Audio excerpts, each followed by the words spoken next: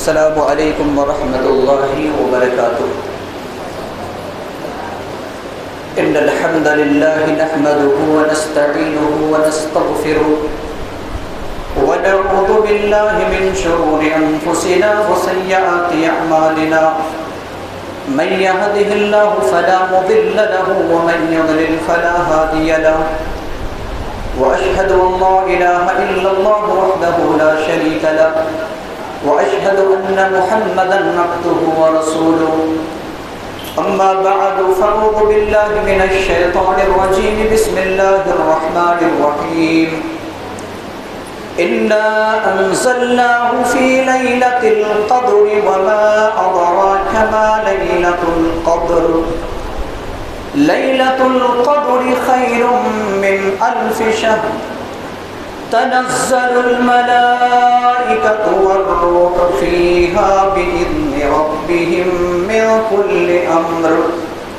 سلام هي حتى مطلع الفجر۔ وقال النبي صلى الله عليه وسلم: من صام رمضان إيمانا واحتسابا غفر له ما تقدم من ذنبه، ومن قام ليلة القدر إيمانا واحتسابا غفر له ما تقدم من ذنبه، رواه البخاري۔ رب اشرح لي صدري ويسر لي أمري واحلل عقدة من لساني يفقهوا قولي، اللهم رب زدني علما، آمین۔ ایک ہو جائے تو بن سکتے ہیں خورشید مبین، ایک ہو جائے تو بن سکتے ہیں خورشید مبین، ورنہ ان بکھرے ہوئے تاروں سے کیا بات بنے۔ معزز و مکرم بزرگوں، عزیز ساتھیوں، پیارے بچوں، سب سے پہلے اس اللہ رب العالمین کی تعریف جس نے ہمیں اور آپ کو رمضان المبارک کا عظیم مہینہ نصیب فرمایا، جس اللہ رب العالمین نے ہمیں اور آپ کو آخری عشرہ نصیب فرمایا، جس اللہ نے ہم سب کو شب قدر میں شب بیداری کی توفیق عطا بخشی، اس اللہ کے مختصراً حمد و ثنا کے بعد اللہ کے بھیجے گئے تمام نبیوں اور رسولوں پر درود بھیجتے ہیں، بالخصوص نبی آخر الزمان جناب محمد رسول اللہ صلی اللہ علیہ وسلم پر، جو اس کائنات کے لیے رہبر انسانیت بن کر تشریف لائے۔ اللہم صلی علیہ، اللہم بارک علیہ۔ حمد و صلات کے بعد میں مسجد حاضہ یا مسجد زہرہ کے تمام ممبران کا شکریہ ادا کرتا ہوں، مسجد کے قابل امام کا شکریہ ادا کرتا ہوں، اور اس مسجد کے تمام معزز مصلیان کا شکریہ ادا کرتا ہوں کہ آپ نے مجھے یہ ایک موقع فراہم کیا ہے۔ اللہ رب العالمین آپ کی نیک خواہشات کو اللہ رب العالمین قبول فرمائے، اور اللہ رب العالمین ہم سب کو اسی طریقے سے اتحاد و اتفاق کے ساتھ مل کر دین کے کام کو آگے بڑھانے کی توفیق نصیب عطا فرمائے، آمین یا رب العالمین۔ ہمارے اور آپ کے سامنے ایک ایسا مہینہ سایہ فگن ہے، جو مہینہ رحمتوں، برکتوں اور مغفرتوں اور نوازشوں سے لبریز ہے۔ اس مہینے کے پانی کی دعائیں ہمارے اسلاف 6 مہینے پہلے سے کیا کرتے تھے۔ رمضان المبارک کا مہینہ آنے سے 6 مہینے پہلے سے دعا کرتے تھے، اے اللہ ہم سب کو رمضان المبارک کا عظیم مہینہ نصیب عطا فرما۔ اور جب رمضان المبارک کا عظیم مہینہ پا لیتے، بے انتہا عبادت میں محنت کرتے، مشقت کرتے، اور پھر اس رمضان کے مہینے کو بہترین انداز میں گزارتے ہوئے اپنے رب کو راضی کر لیا کرتے۔ اور جب شوال کا چاند نظر آ جاتا، پھر اگلے چند مہینوں تک یہ دعا کرتے تھے پروردگار عالم ہم نے جو بھی عبادتیں رمضان المبارک کے عظیم مہینے میں کی ہے اے اللہ تو اسے شرف قبولیت بخش۔ ہم بھی اللہ سے دعا کریں گے کہ اللہ رب العالمین ہم جو بھی اس مہینے میں عبادت کرتے ہیں پروردگار عالم ان تمام عبادتوں کو تو مقبول اور منظور فرما لے، ہماری لرزشوں اور ہماری خطاؤں کو معاف فرما دے، آمین یا رب العالمین۔ معزز، یہ مہینہ کا جو آخری عشرہ چل رہا ہے اس آخری عشرے کی بڑی اہمیت ہے۔ ام المومنین عائشہ صدیقہ رضی اللہ تعالی عنہا فرماتی ہیں کہ جب یہ آخری عشرہ یعنی آخری 10 دن داخل ہو جاتے اللہ کے رسول صلی اللہ علیہ وسلم کا عمل کیا ہوا کرتا تھا؟ آپ صلی اللہ علیہ وسلم احیا لیلہ وایقظ اہلہ وشد معذرہ، آپ شب بیداری کرتے، اپنے اہل ویال کو جگایا کرتے تھے اور بے انتہا ان دنوں میں آپ عبادت کیا کرتے تھے۔ اس کی وجہ کیا ہے مسلمانوں کہ آپ صلی اللہ علیہ وسلم اتنی عبادت کیا کرتے تھے؟ اس کی وجہ کیا ہے؟ اس کی وجہ یہ ہے کہ ان ایام میں 3 ایسی فضیلتیں ہماری اور آپ کے سامنے ہیں جن فضیلتوں کو دیکھ کر کے اللہ کے رسول صلی اللہ علیہ وسلم عبادت کیا کرتے تھے۔ کم سے کم 3 فضیلتیں قرآن اور حدیث سے ثابت ہیں۔ وہ کون کون سی فضیلتیں ہیں؟ سب سے پہلی فضیلت ان آخری ایام کے یا خاص طور سے طاق راتوں کی اللہ رب العالمین نے جو فضیلت بتلائی ہے وہ پہلی فضیلت کہ اللہ سبحانہ و تعالیٰ نے ایک ایسی کتاب کو نازل فرمایا جو کتاب انسانیت کے لیے رہبر اور رہنما کا مقام رکھتی ہے۔ اللہ سبحانہ و تعالیٰ نے فرمایا سورۃ القدر کے اندر اللہ رب العالمین کا ارشاد ہے اِنَّا أَنزَلْنَاهُ فِي لَيْلَةِ الْقَدْرِ، یقیناً ہم نے قرآن کو لیلۃ القدر میں نازل کیا۔ گویا کہ اس قرآن کو جسے ہم اور آپ بے انتہا محبت کرتے ہیں، جس کے ایک ایک حرف پر 10 نیکیوں کے بندہ مستحق بن جاتا ہے، جس قرآن کی محبت ہمارے سینوں میں ہے، جس قرآن کے ساتھ اگر کوئی گستاخی کرے تو ہم اور آپ اس کے خلاف تیار ہو جاتے ہیں، جو قرآن کو اللہ رب العالمین نے نازل کیا ہے یہ وہ قرآن ہے جس قرآن کے بارے میں امام کائنات جناب محمد رسول اللہ صلی اللہ علیہ وسلم نے فرمایا تھا ان اللہ یرفع بہذا الکتاب اقواما ویدعو بہ آخرین، یہ قرآن ایک ایسی کتاب ہے اگر اے امت مسلمہ تم نے اس کتاب کو مضبوط سے تھام لیا، اگر اس کی تلاوت کی، اس کے مطابق اپنی زندگی کو گزارنا شروع کیا، اس کو اپنی زندگی کا نظام حیات سمجھا، تو یقین مانو کہ اس قرآن کے ذریعے سے تمہیں عزت اور شرف سے نوازا جائے گا، تمہیں حاکمیت اور محکومیت کی زندگی نہیں بلکہ تمہیں پوری دنیا کے لوگ آقا مانیں گے۔ شاعر اسلام علامہ اقبال رحمہ اللہ نے فرمایا تھا وہ معزز تھے زمانے میں مسلمان ہو کر، وہ معزز تھے زمانے میں مسلمان ہو کر، ہم خار ہوئے تارک قرآن ہو کر۔ اس قرآن کو اللہ رب العالمین نے نازل فرمایا اسی مہینے کے لیلۃ القدر میں، تو یہ سب سے پہلی فضیلت ہے۔ دوسری فضیلت اللہ رب العالمین نے خود سوال کیا، اللہ کے رسول صلی اللہ علیہ وسلم سے سوال کیا اور فرمایا وَمَا أَدْرَاكَ مَا لَيْلَةُ الْقَدْرِ، اور اے نبی صلی اللہ علیہ وسلم کیا آپ کو معلوم ہے لیلۃ القدر کیا ہے؟ اللہ نے خود جواب دیا لیلۃ القدر خیر من الف شہر، لیلۃ القدر وہ ہے جو 1000 مہینوں سے بہتر ہے، 1000 مہینوں کے برابر نہیں بلکہ 1000 مہینوں سے بھی بہتر ہے۔ اللہ رب العالمین نے لیلۃ القدر کو کیا بتایا؟ 1000 مہینوں سے بہتر۔ گویا کہ لیلۃ القدر کو ترازو کے ایک پلہ میں رکھا جائے اور 1000 مہینے کی رات کو ایک پلے میں رکھا جائے، گویا کہ 83 سال 4 مہینے کی رات کو ایک پلے میں اور لیلۃ القدر کو دوسرے پلے میں، تو لیلۃ القدر کا پلہ جھک جائے گا۔ سبحان اللہ، اللہ رب العالمین نے امت محمدیہ صلی اللہ علیہ وسلم کو اس خصوصیت سے نوازا ہے۔ کسی اور امت میں یہ خصوصیت نہیں تھی کہ ایک انسان لیلۃ القدر میں عبادت کرے اور یہ عبادت اللہ رب العالمین کی بارگاہ میں 83 سال 4 مہینے کی عبادت سے بھی بہتر ہو جائے۔ یہ دوسری فضیلت لیلۃ القدر کی ہے۔ اس رات میں ایک ایسی رات ہے جو لیلۃ القدر ہے، اور لیلۃ القدر وہ ہے جو 1000 مہینوں سے بہتر ہے۔ تیسری اور آخری فضیلت، اللہ کے رسول صلی اللہ علیہ وسلم نے فرمایا، صحیح بخاری کی حدیث ہے، 2014 نمبر کی حدیث، راوی حدیث مشہور صحابی سیدنا حضرت ابو ہریرہ رضی اللہ تعالی عنہ ہے۔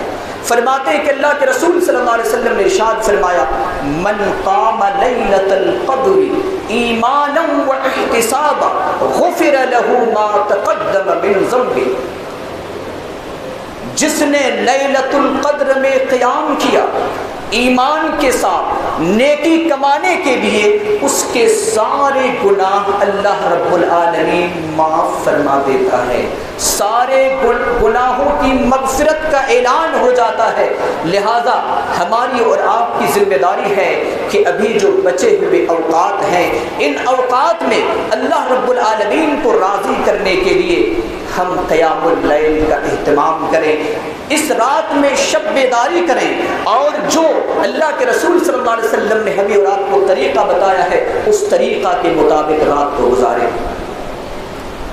جب رمضان المبارک کا عظیم مہینہ ہمارے سامنے آتا ہے، خاص طور سے 2 فرشتوں کا نزول ہوتا ہے۔ فرشتہ کیا کہتا ہے؟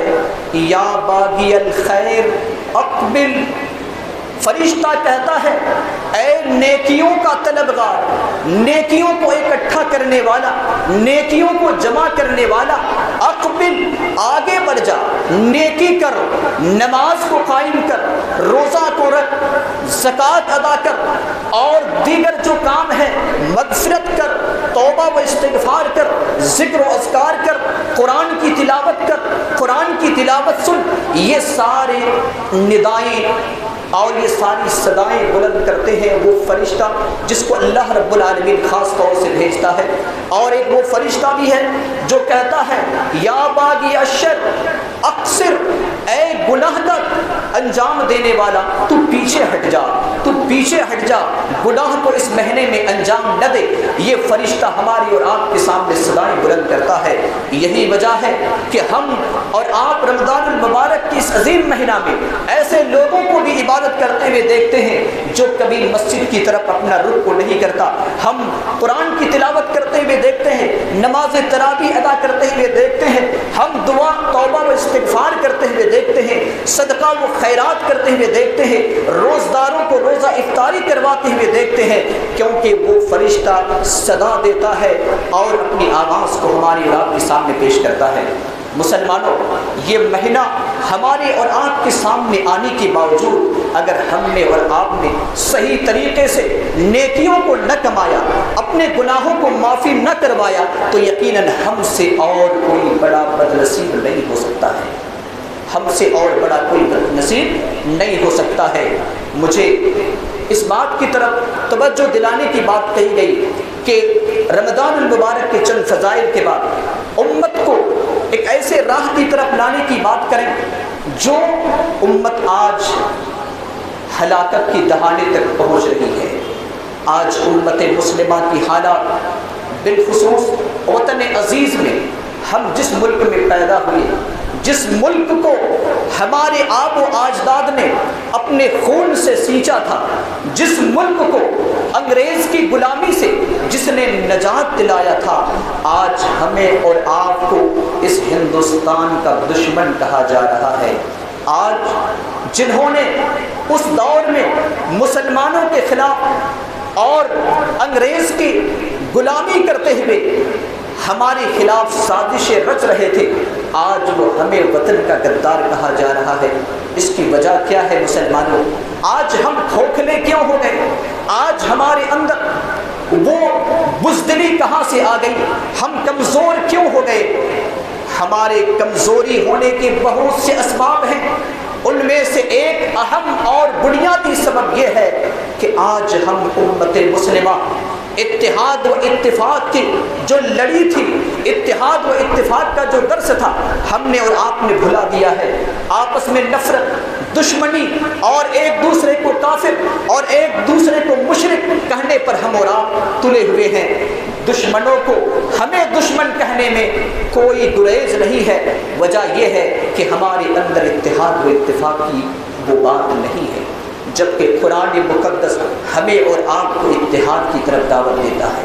قرآن مجید پڑھیے، سورہ آل عمران کی آیت نمبر 103 میں اللہ رب العالمین نے کھلے لفظوں میں کیا فرمایا ہے۔ وہ آیت میں آپ کے سامنے پڑھ کر سناؤں جس میں ہمیں اور آپ کو کس بات کا حکم دیا ہے۔ اللہ رب العالمین نے فرمایا وَاعْتَصِمُوا بِحَبْلِ اللَّهِ جَمِيعًا وَلَا تَفَرَّقُوا وَاذْكُرُوا نِعْمَةَ اللَّهِ عَلَيْكُمْ إِذْ كُنْتُمْ أَعْدَاءً فَأَلَّفَ بَيْنَ قُلُوبِكُمْ فَأَصْبَحْتُمْ بِنِعْمَتِهِ إِخْوَانًا وَكُنْتُمْ عَلَى شَفَا حُفْرَةٍ مِّنَ النَّارِ فَأَنْقَذَكُم مِّنْهَا۔ اللہ رب العالمین نے فرمایا ہمیں اور آپ کو درس دیتے ہوئے وَاعْتَصِمُوا بِحَبْلِ اللَّهِ جَمِيعًا، اے میرے بندو میری رسی کو مضبوطی سے پکڑ لو، وَلَا تَفَرَّقُوا، الگ الگ مت ہو جاؤ، الگ الگ جماعتوں، تنظیموں اور الگ الگ فرقوں میں مت بٹ جاؤ، اور میری اس نعمت کو یاد کرو جو تم پر ہے۔ نعمت کیا ہے؟ وَكُنْتُمْ عَلَى شَفَا حُفْرَةٍ مِّنَ النَّارِ، اس سے پہلے بھی اللہ رب العالمین نے فرمایا کہ تم آپس میں ایک دوسرے کے دشمن بنے ہوئے تھے، خون کے پیاسے تھے، ایک انسان دوسرے انسان کے خون کا پیاسا تھا۔ آج مسلمانوں کو ایک مسلمان دوسرے مسلمان کو کافر کہہ رہا ہے، ایک مسلمان دوسرے مسلمان کے خون کا پیاسا بنا ہوا ہے۔ دشمنوں کو ہم سے لڑنے کی کیا ضرورت ہے؟ ہم تو آپس ہی میں لڑ کر پارا پارا ہو چکے ہیں۔ قرآن کے درس کو ہم نے بھلا دیا ہے۔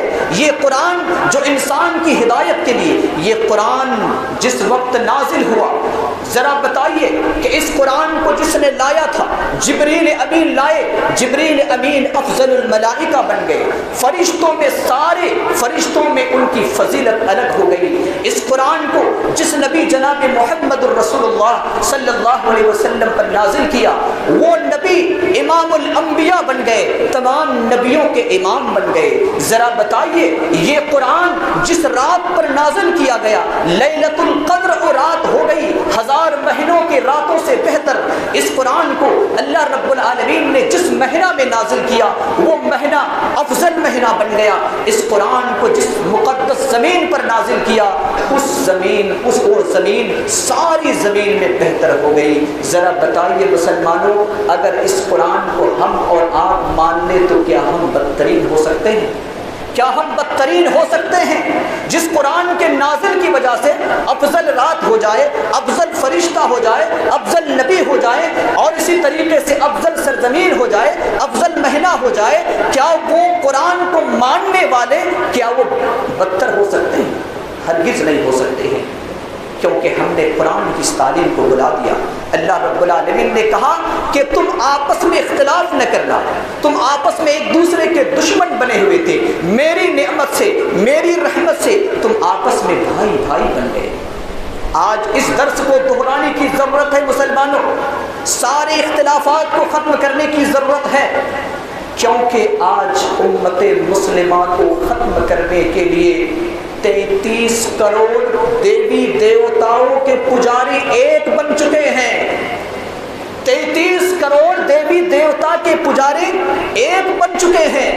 ارے ہمارا اللہ ایک ہے، ہماری کتاب ایک ہے، ہمارے رسول ایک ہے، ہمارا قبلہ ایک ہے، ہم نماز 4 وقت ظہر میں پڑھتے ہیں، 4 وقت عصر میں پڑھتے ہیں، مغرب میں 3 وقت 3 رکعت پڑھتے ہیں، عشاء میں 4 رکعت پڑھتے ہیں، فجر میں ہم اور آپ 2 رکعت پڑھتے ہیں۔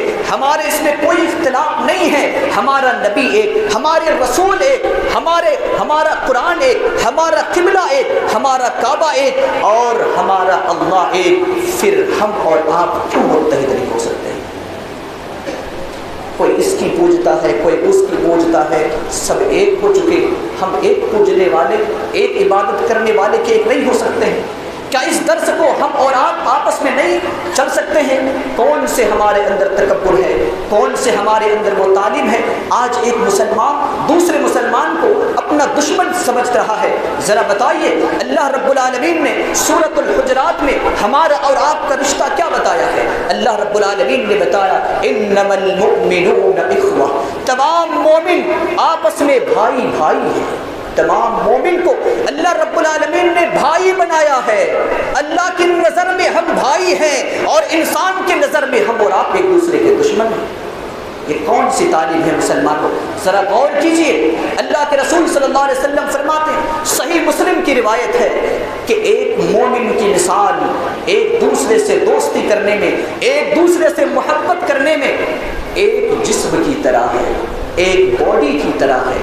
ذرا بتائیے مسلمانوں، اللہ کے رسول صلی اللہ علیہ وسلم فرماتے ہیں کہ اگر جسم کے کسی ایک حصہ میں تکلیف ہو تو پورا جسم اس سے تصور کرتا ہے، احساس کرتا ہے، پورے جسم کے اندر محسوس ہوتا ہے۔ اگر آپ کے سر میں درد ہو تو ایسا نہیں ہے کہ صرف سر محسوس کرتا ہے، ہم پورا جسم جو ہے آرام کے ساتھ رہتے ہیں۔ اللہ کے رسول صلی اللہ علیہ وسلم نے فرمایا یہی مثال ایک مومن دوسرے مومن کی ہے۔ کیا ہم نے اور آپ نے کبھی اگر ہمارے مومن بھائی کو قتل کیا جا رہا ہے، ہمارے مومن بھائیوں کے گھروں کو بولڈوزر سے منہدم کر دیا جا رہا ہے، ہمارے بزرگوں کو قتل کر دیا جا رہا ہے، ہمارے نوجوانوں کو سلاخوں کے پیچھے دھکیل دیا جا رہا ہے، ہماری ماں اور بہنوں کی عزت و آبرو کی پامال کی جا رہی ہے، ہمارے زمین اور جائیداد، ہمارے روپیے اور پیسے کو ہڑپ لیا جا رہا ہے، کیا ہمارے دل کے اندر ایسی تکلیف ہوتی ہے؟ کیا ہم نے کبھی محسوس کیا ہے؟ اللہ کے رسول صلی اللہ علیہ وسلم ہمیں اور آپ کو اس طرح کا درس نہیں دیے کہ ہم اور آپ ایک دوسرے کے دشمن بن کر رہیں۔ ایک دو مثال میں آپ کو بتاؤں کہ اللہ کے رسول صلی اللہ علیہ وسلم کے زمانے میں صحابہ اکرام کے اندر کبھی اگر نفرت ہوا کرتی تھی تو اس طریقے سے ایک دوسرے سے فوراً گلے مل جایا کرتے تھے۔ صحیح بخاری کی روایت ہے اور دیگر احادیث کتب میں یہ حدیث موجود ہے۔ ایک مشہور صحابی حضرت بلال حبشی رضی اللہ تعالی عنہ اور ایک صحابی ہے ابو ذر رضی اللہ عنہ۔ ابو ذر رضی اللہ عنہ بلال حبشی سے کیا کہتے ہیں؟ تانا دیتے ہوئے، ان کی ماں کی آر دیتے ہوئے کیا کہتے ہیں؟ اے کالی کلوٹے ماں کے بیٹے، اب تم بھی میری غلطیاں نکالنے لگے ہو۔ کس نے کہا؟ ابو ذر رضی اللہ عنہ۔ کس کو؟ بلال حبشی کو۔ بلال کون ہے؟ بلال ہے مؤذن رسول ہے، اور جس رسول کے مؤذن کے بارے میں اللہ کے رسول صلی اللہ علیہ وسلم نے فرمایا معراج والی رات میں آپ جنت کا سیر کر رہے تھے اور جنت میں چلتے ہوئے آپ نے اپنے سامنے قدموں کی آہٹ کو محسوس کیا، قدموں کی آہٹ کو محسوس کیا۔ جبریل امین سے پوچھا گیا اے جبریل امین، میں سن رہا ہوں کہ میرے سامنے جنت میں قدموں کی آہٹ ہمیں سنائی دے رہی ہے، یہ کیسی آواز ہے؟ جبریل امین جواب دیتے ہیں یہ مؤذن رسول حضرت بلال حبشی رضی اللہ تعالی عنہ کے قدموں کی آہٹ ہے۔ اللہ اکبر۔ نبی صلی اللہ علیہ وسلم معراج والی رات سے واپس آتے ہیں، پوچھتے ہیں اے بلال کیا بات ہے کہ تم زمین پر چلتے ہو، زمین پر چلتے ہو، ساتوں آسمان کے اوپر، آسمان میں میں نے تمہارے قدموں، جنت میں تمہارے قدموں کی آہٹ کو پایا ہے، تم نے کون سا عمل کیا ہے؟ بلال حبشی کہتے ہیں اے اللہ کے رسول صلی اللہ علیہ وسلم مجھے تو کوئی ایسا عمل یاد نہیں ہے، ہاں اتنا میں ضرور کرتا ہوں، میں ہمیشہ باوضو رہتا ہوں، ہمیشہ وضو کے ساتھ رہتا ہوں، اور اگر وضو ٹوٹ جائے فوراً وضو بنا لیتا ہوں، 2 رکعت نماز ادا کر لیتا ہوں، اے اللہ کے رسول صلی اللہ علیہ وسلم اس کے علاوہ کوئی اور عمل مجھے خاص یاد نہیں ہے۔ اللہ کے رسول صلی اللہ علیہ وسلم نے فرمایا شاید یہی فضیلت ہے جس کی وجہ سے تم زمین پر چلتے ہو اور تمہارے قدموں کی آہٹ جنت میں ہم سنتے ہیں۔ اس بلال حبشی سے ابو ذر رضی اللہ تعالی عنہ کہہ رہے ہیں اے کالی کلوٹی ماں کے بیٹے، اب تم بھی میری غلطیاں نکالنے لگے ہو۔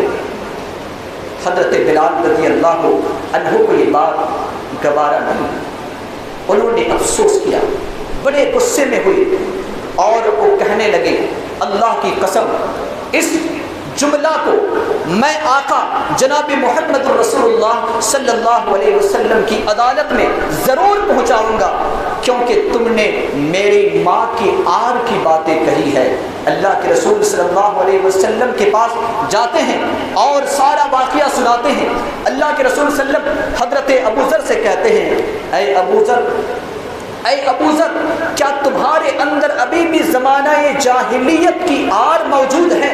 جہالت پن ابھی بھی تمہارے اندر موجود ہے؟ تم نے ان کی ماں کی آر کیوں دلائی؟ حضرت ابو ذر رضی اللہ تعالی عنہ کیا کہتے ہیں اے اللہ کے رسول صلی اللہ علیہ وسلم مجھ سے غلطی ہو گئی، مجھے اللہ کے یہاں مغفرت کیجئے، مجھے میری معافی کی دعا کیجئے۔ پھر مسجد نبوی سے نکلتے ہیں اور زمین پر لیٹتے ہیں، اپنے رخسار کو زمین پر رکھتے ہیں اور کہتے ہیں او بلال، او میرے بھائی بلال میرے پاس آؤ، میں زمین سے اپنے چہرے کو اس وقت تک نہیں ہٹاؤں گا جب تک کہ تو اپنے پیر سے میرے چہرے کو روک نہ دے، کیونکہ اے بلال تو بہت پیارا ہے، تم مجھ سے اچھا ہے اور میں نے تجھے تیرے دل کو تکلیف میں نے پہنچائی ہے۔ اے بلال میں اس وقت تک نہیں ہٹا سکتا جب تک کہ تم میرے رخسار کو میرے چہرے کو اپنے پیر سے نہ روک دے۔ حضرت بلال رضی اللہ تعالی عنہ مسجد نبوی سے نکلتے ہیں، نکلنے کے بعد کہتے ہیں اے ابو ذر میں اس چہرے کو کیسے اپنے قدموں سے روک دوں جس چہرہ نے اللہ کے سامنے اپنا سر کو جھکایا ہے، جس اللہ کے سامنے جو سر جھک چکا ہے میں اسے کیسے روک سکوں؟ لہذا حضرت ابو ذر رضی اللہ تعالی عنہ کھڑے ہوتے ہیں، حضرت بلال رضی اللہ تعالی عنہ اور ابو ذر دونوں گلے سے ملتے ہیں، ایک دوسرے سے معافی شافی لے لیتے ہیں۔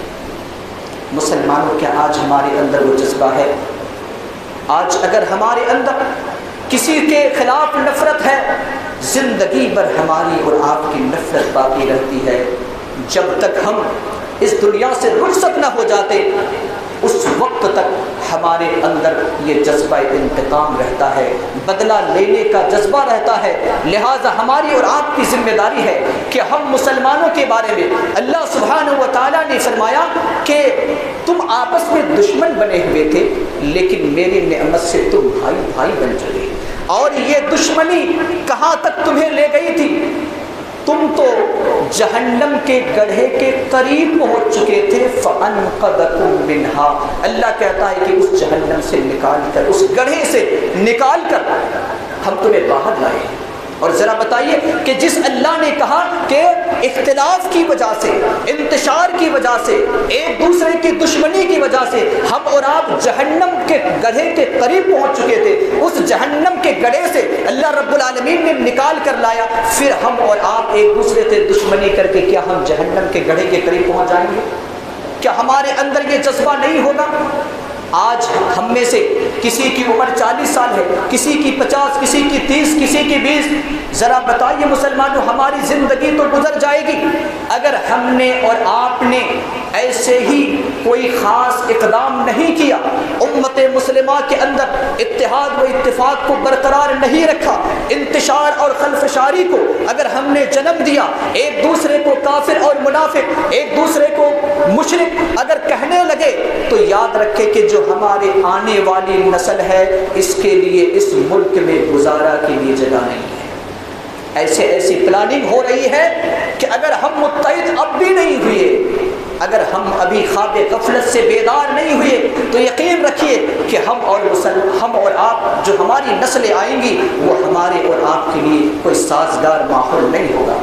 اللہ رب العالمین نے ہمیں اور آپ کو جا بہت سی جگہوں پر اس بات کی تعلیم دی ہے، لہٰذا ہمیں اور آپ کو چاہیے کہ اللہ رب العالمین کے حکم کے مطابق اور صحابہ اکرام کی زندگی کو ہم اور آپ سنیں، پڑھیں اور دیکھیں کہ کس طریقے سے آپس میں وہ اتحاد کے ساتھ رہا کرتے تھے، اور جب تک انہوں نے اتحاد کے دامن کو پکڑ کر رکھا، قرآن مجید سے جڑے رہے، یقیناً پوری دنیا کے اندر وہ حکومت کرتے رہے۔ اور جب ہمارے اندر آپسی اختلاف آنے کی وجہ سے ہم کھوکھلے بن گئے، کمزور بن گئے، ہم ایک دوسرے کو تو کافر کہہ دیتے ہیں، لیکن ذرا بتاؤ مسلمانوں، اگر کسی مسلمان کو موب لنچنگ کیا جاتا ہے، کسی کو قتل کیا جاتا ہے، تو بتائیے کہ اس کو کافر کہا جاتا ہے؟ وہ کافر، وہ مشرک جو مسلمانوں کا دشمن ہے، جب کسی کو قتل کرتا ہے، جب کسی کے گھر کو منہدم کرتا ہے، تو یہی سمجھتا ہے کہ وہ مسلمان ہے۔ ہم ایک دوسرے کو مسلمان نہیں سمجھتے، لیکن وہ تو ضرور ہم کو مسلمان سمجھ رہا ہے، اللہ تو ہم کو مسلمان سمجھ رہا ہے۔ اس کے باوجود ہم اور آپ اپنی انانیت کو ترک کر دیں، اپنے تکبر کو چھوڑ دیں، اپنے گھمنڈ اور فخر کو چھوڑ دیں۔ صحابہ کرام کی کئی مثالیں مل جاتی ہیں، جب کبھی بھی وہ اختلاف کرتے تھے اور جب بھی وہ لوگ ملتے تھے، خوش اخلاقی سے ملتے تھے۔ حضرت ابو بکر صدیق رضی اللہ تعالی عنہ جو یار غار ہے، حضرت عمر فاروق رضی اللہ تعالی عنہ جس کے بارے میں اللہ کے رسول صلی اللہ علیہ وسلم نے فرمایا کہ حضرت عمر کی شخصیت وہ ہے جس کے مشورے میں تقریباً 17 سے 18 آیتیں نازل ہوئی۔ حضرت عمر فاروق وہ ہیں جن کے بارے میں اللہ کے رسول صلی اللہ علیہ وسلم نے فرمایا تھا کہ اگر میرے بعد کوئی نبی ہوتے تو حضرت عمر ہوتے، لیکن میرے بعد کوئی نبی ہونے والے نہیں ہیں۔ وہ عمر جس کے بارے میں اللہ کے رسول صلی اللہ علیہ وسلم نے فرمایا کہ عمر جب کسی راستے پر چلتے ہیں، اگر شیطان ادھر سے آتا ہے تو شیطان بھی اپنا راستہ بدل لیتا ہے۔ ان دونوں میں اختلاف ہو جاتا ہے۔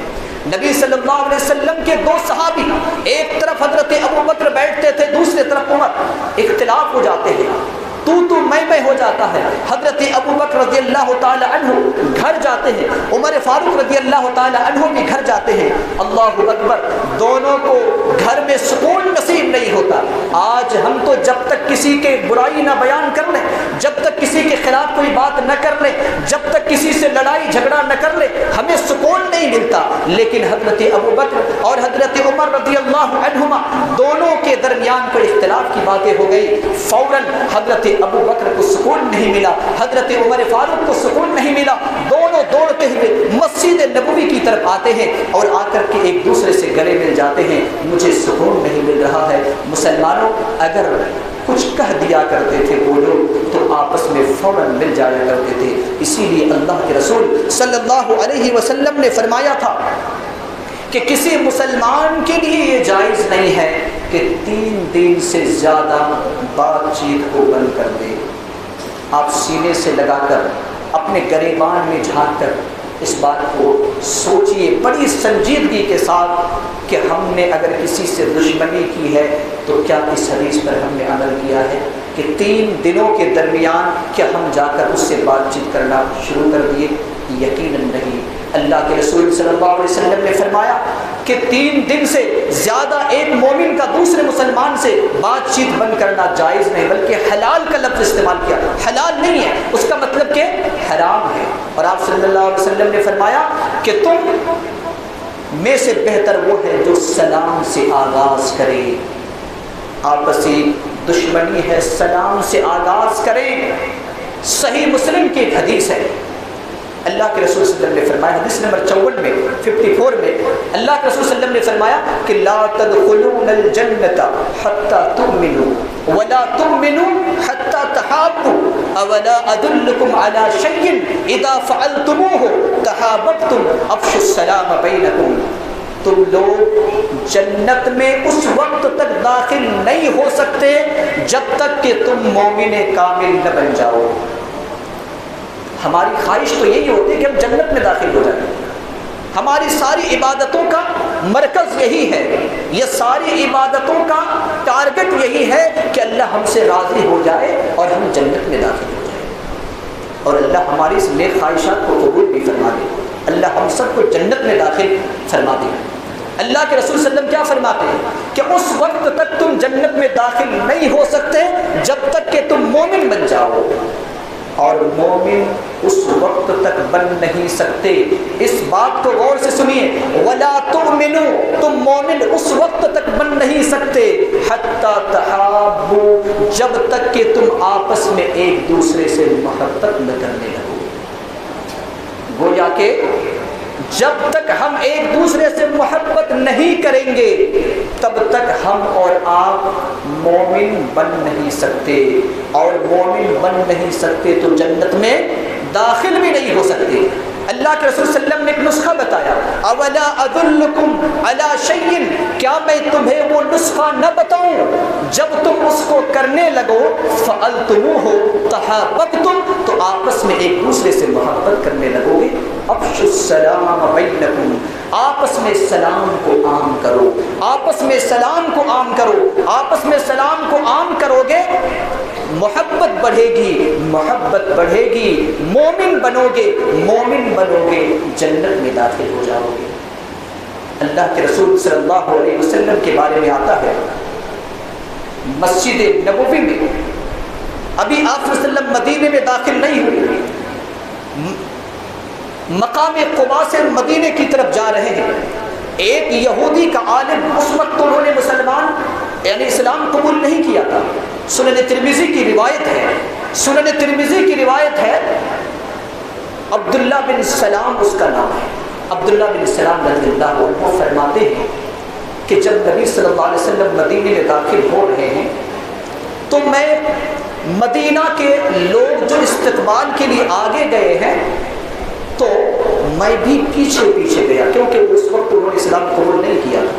میں بھی پیچھے پیچھے گیا, لیکن تھے وہ یہودی کے بہت بڑے عالم دین, تورات کو انہوں نے مطالعہ کیا تھا, اور نبی صلی اللہ علیہ وسلم کی صفت جو تورات کے اندر ہے انہوں نے پڑھ کر رکھا تھا, اور کہا تھا کہ اگر واقعی وہ اللہ کے نبی صلی اللہ علیہ وسلم ہیں تو میں ان کے چہرے کو دیکھتے ہی پہچان لوں گا. پیچھے طرف جا رہی ہیں, مدینے کے لوگ آپ کے استقبال کے لیے آگے بڑھ رہے ہیں, عبداللہ بن سلام ادھر سے جا رہے ہیں.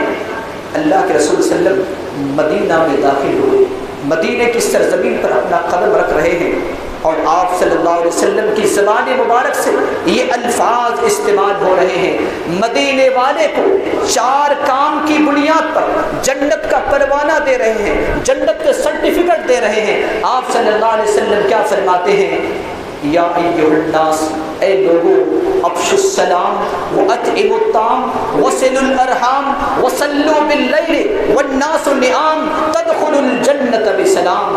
افشوا السلام, سلام کو عام کرو, واطعموا الطعام, کھانا کو کھلاؤ, وصلوا الارحام, صلہ رحمی کرو, رشتہ کو جوڑو, وصلوا باللیل والناس نعام, اور رات کے اس وقت عبادت کرو جب پوری دنیا سناٹے کے آغوش میں سو رہی ہے, جب دنیا رات کی تاریکی میں سو رہی ہے, نماز تہجد اٹھ کر کے ادا کیا کرو. تدخل الجنت بسلام, سلامتی کے ساتھ, امن اور شانتی کے ساتھ تم جنت میں داخل ہو جاؤ گے. اس حدیث پاک کے اندر بھی اللہ کے رسول صلی اللہ علیہ وسلم نے سلام کو عام کرنے کا اور رشتہ کو جوڑنے کا حکم دیا ہے. لہٰذا مسلمانوں, ہماری اور آپ کی ذمہ داری ہے کہ نبی صلی اللہ علیہ وسلم نے جو نسخہ ہمیں اور آپ کو بتایا ہے, اور ہمیں اور آپ کو جس نسخہ سے نوازا ہے کہ سلام کو عام کرو, آج ہمارے معاشرے کے اندر ایسا ہوتا ہے کہ سلام کو چہرہ دیکھ کر کے سلام کیا جاتا ہے. وہ ہمارے شناسہ ہے, ہم اس کو پہچانتے ہیں, وہ ہماری جماعت کے ہیں, یا ہم سے بڑے آدمی ہیں, اس سے کوئی فائدہ حاصل ہونے والا ہے. بس آج ہمارے اور آپ کے جو سلام ہے یہ رسمی سلام بن چکا ہے, مفاد پرست والا سلام ہو چکا ہے. سلام ایک ایسا جملہ ہے, اللہ کے رسول صلی اللہ علیہ وسلم فرماتے ہیں کہ سلام سے نہ صرف نفرت ختم ہوتی ہے, دشمنی ختم ہوتی ہے, بلکہ اس نفرت اور دشمنی محبت میں تبدیل ہوتی ہے. اور صرف اتنا ہی نہیں, بلکہ بندہ اگر تو نے سلام کیا اور کہا السلام علیکم, تم 10 نیکیوں کے حقدار بن گئے. وہ رحمت اللہ کہا, مزید 10 نیکیوں کے حقدار بن گئے. وہ برکاتہ کہا, مزید 10 نیکیوں کے حقدار بن گئے. السلام علیکم ورحمۃ اللہ وبرکاتہ, اگر تم نے اپنی زبان سے نیک نیتی سے, اگر تم نے نیت کو صاف کرتے ہوئے اجر اور نیکی کمانے کی اگر امید کرتے ہوئے تم سلام کہتے ہو تو تم دنیا میں سلام کرتے ہو، آخرت میں تمہارے لیے 30 نیکیاں لکھ دی جاتی ہے۔ لہذا مسلمانوں، ضرورت اس بات کی ہے کہ آج ہم اور آپ جس حالات سے گزر رہے ہیں، اس حالات کا مقابلہ کرنے کے لیے سب سے اہم اور ضروری جو چیز ہے، سارے اختلافات کو ختم کرتے ہوئے ہم اور آپ اتحاد و اتفاق کی ایک لڑی سے پھر جائیں، ایک لڑی میں جمع ہو جائیں، اور پھر جو اختلافی مسائل ہے اس کو اسی جگہ پر رہنے دیں، کیونکہ قیامت کی صبح تک یہ مسائل کے حل ہونے والے نہیں ہیں۔ لہٰذا میں نے جیسے بتایا کہ اللہ کے بارے میں ہمارا اختلاف نہیں، قرآن کے بارے میں ہمارا اختلاف نہیں، نماز کی کتنے رکعتیں اس کے بارے میں ہمارا اختلاف نہیں، ہمارے قبلہ کے بارے میں ہمارا اختلاف نہیں ہے، ہمارے اللہ کے بارے میں اختلاف نہیں ہے، قیامت کے بارے میں اختلاف نہیں ہے، جنت اور جہنم کے بارے میں اختلاف نہیں ہے، تو پھر ہم اور آپ کیوں نہ ایسے اتحاد اور اتفاق کے راہ پر چل پڑیں جس راہ پر چل کر کے ہمارے اسلاف نے پوری دنیا پر حکومت کی تھی۔